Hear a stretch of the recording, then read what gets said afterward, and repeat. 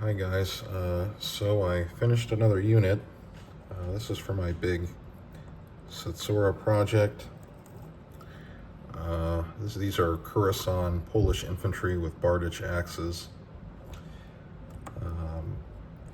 Now I think for my period I'm trying to wargame for 1620, they may be kind of anachronistic with the axes.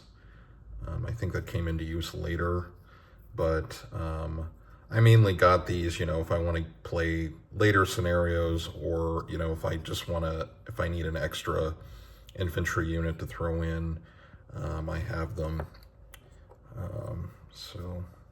But they look really good. That's why I got them, and, it's pretty cool. I got the musket and the axe. I think you could use these as Russian streltsy, potentially as well, because I think they also carried these kind of axes for a period of time, or Muscovite streltsy, I should say. For early 17th century, these clothes are also an anachronism, but I don't really have many Polish infantry commands right now, so what I may end up doing for this unit is to oh, sorry, it's mostly my hand, is to use this as, in Baroque, as a Polish battalion commander with it attached into a unit. I think you can do that according to the rules. Now, the other option is, because I don't actually need my Transylvanians, it turns out, after doing some research, and I guess I'll just explain it quickly. One of the main sources for this battle is an otherwise good book, the history of series of books, the history of Ukraine Rus, and the two volumes that are of most interest to me. It's the Cossack Age ones, which runs. They have one of them is up to 1621, so shortly after this, during and after this war, shortly after the Hotin War, and then to, I think it's like 1620 to the 18th century or something. But if you look up History of Ukraine Rus, you can find it. It's a Ukrainian series translated into English, I think about 10 over 10 years ago now, anyway. But in that book, it says that Gabor Bethlen, who was the Prince of Transylvania, was present at the battle, and I can't find any evidence of that, other than the Ottomans did issue a letter saying, he needed to prepare troops. Of course, that doesn't mean that he actually followed through. And as near as I can tell, he did not. It's kind of interesting because Bethlen was a Protestant. A lot of Hungarians and Hungarian Transylvanians were Protestants, mostly Calvinist at that time. And this is occurring during the Battle of White Mountain, so at the beginning of the 30 Years' War, and there was a plan to make him like the king of Bohemia, which is today the Czech Republic, and some other territories. But after the Tilly delivered a pretty crushing defeat to the Protestant revolt at White Mountain, the plan was kind of shelved because they had to negotiate with the Habsburg Emperor, and so that's what happened. And in looking at some of the Hungarian sources, Hungarian literature, I should say, the secondary sources that are scholars that deal with Bethlen himself, he was not present at Satsura, as far as I can tell, and none of them mention that. And if, based on reading the timeline, there doesn't really seem to be a good, there doesn't seem to be any kind of way the timing would work out for him to go fight in at Satsura and then kind of be back in time to deal with like the White Mountain fallout, which seems to make sense because I found a series, a published source of documents about him, about this Prince of Transylvania, and he was. It mentioned in Hungarian that like they made kind of offers to the Transylvanians for certain things, but it didn't really seem to discuss any kind of actual combat or the war itself. So anyway, it's kind of a lot of probably too much information, but the point is that I can probably use a lot of these Transylvanian units for Polish, as extra Polish infantry, because I was kind of thinking that the right flank infantry battalion was a little thin on troops, and my worry for running a convention game is I don't want any of the players to feel like, they don't really have anything to do, especially just because in this game, the two flank battalions are kind of smaller compared to the center battalions, which, I think is just a matter of course for this scenario.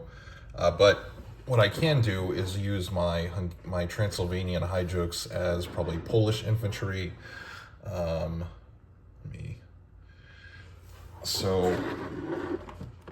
then I could probably use some of the skirmishers, or not the skirmishers, but the light cavalry to fill out that left flank potentially, because these are Hungarian Hajduks, Transylvanian Hajduks, but this style of military dress was pretty common, in East Central Europe in this period. So, and there were some Hungarian troops in Polish service at this battle. But what I'm thinking of doing, these are the dismounted ones. What I'm thinking of doing just to maximize my amount of figures is having these Hajduks act as skirmishers. So I think I'll put them on the army list as skirmisher units, and then that way they can, I can have some skirmishers for the Polish side. But what I'm thinking of doing is writing a rule where, they don't have to move in formation as skirmishers, but if the Polish commander, if they want to have them do a formation change and fall into kind of like a line to do volley fire, they can do that. I think I'll have that as a rule. But then I think that would give the Polish player a little more kind of options with the infantry.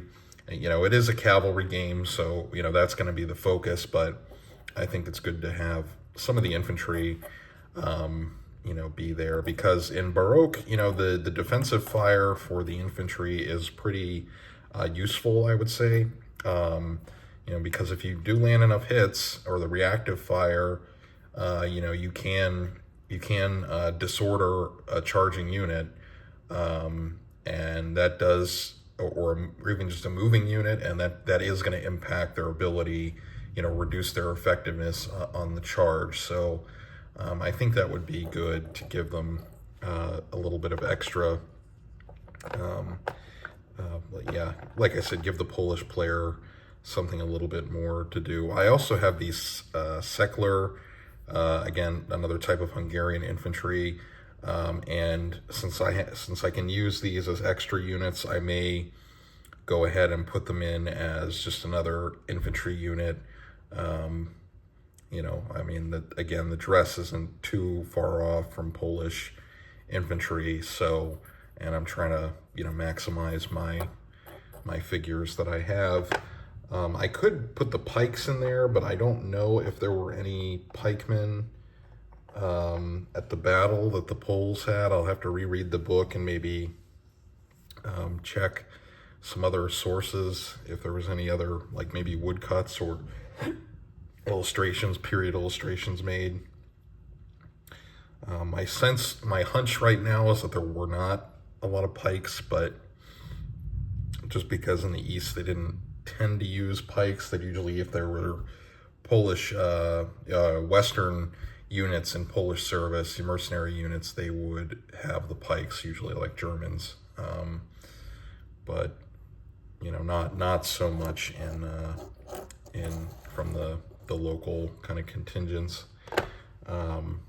So I'll think about that. And they might not do much. The pikemen might not do much, but I figure for a convention game, I'd rather have more toward having more units on the table than less. So yeah, I think I'll think about that, because also I did all this work to paint up all these Transylvanians, and it would be good to use them, because these are the Seckler mounted handgunners. I think I could use these as another skirmishing, kind of dragoon unit, light cavalry for that left flank. I am kind of going off into kind of fictional, semi-fictional additions to the armies, but like I said, this is a process of trying to compromise between making it a historically accurate scenario as much as possible, but also making it a good game to play, because I would rather it be a good game to play instead of trying to kill myself thinking about every single little detail if it's exactly accurate, because the sources are not super clear on some points. So okay, and then the next thing I'm painting is just talk about this quickly. I've started working on these. These are Knights Hospitaller, Knights of St. John, Musketeers. These are also Curacao figures. This is from the late 16th century range. And I wanted to paint these guys as to have, just some late 16th century infantry. They're designed to do the Siege of Malta in 1565, I think, but I'm just gonna keep them both if I ever want to try to play war game that, which could be challenging, but or just to have as a kind of Western contingent in my Eastern armies, or the core of a kind of late 16th century tercio army, to start on that. But they look nice, they're nice and nicely sculpted. Always a fan of Curacao. Now basing, I ran out of these. I used up all of these bases, these size Litko bases, to do this infantry unit. It was the last 4 I had, but I do have a bunch of these warlord bases left over, and I was hesitant to use these because they are like slightly taller than these Litko bases. But I thought they were a lot taller at least, but as I was looking at them, that there's really not too much of a difference. So my plan is just to do three ranks in front, 3 ranks in back, and it would just be a denser formation. So instead of a thin line like I've got these guys based up, it would just be two ranks deep instead, and I think that would be okay, because in the period illustrations, these kind of Western musket formations tended to look denser. So I think that's fine. And plus, if I can get 6 to a base, yeah, I think it'll look good. Look good. And then I've got the command figures, so I'll just put them as the center base, the musicians. So the middle base will be like 2 kind of command squads almost, or 2 command units almost, but I think that would be okay. Or maybe I could just put 1 on one big base like this, and you know, that might be better actually, now that I think about it. Yeah, and then the other thing with I should add with the knights is, if I wanted to, I could put both flags maybe, because the Knights of St. John were organized into national contingents or longs, like language. So what I could do is have both standard bearers and maybe make like one Hospitaller flag, or you know, the red with white cross flag of the Knights, and then you know, maybe one. Yeah, I'll pick a nation. I mean, maybe I could do like a Spanish flag or something. That would be kind of my take on it, but it could look cool to have both flags there to represent the order and the long, maybe. Okay, this one went a little longer than I wanted, but yeah, that's what's going on here. Thanks for you guys that hang out on the streams. Thanks for that, and talk to you all in the next video.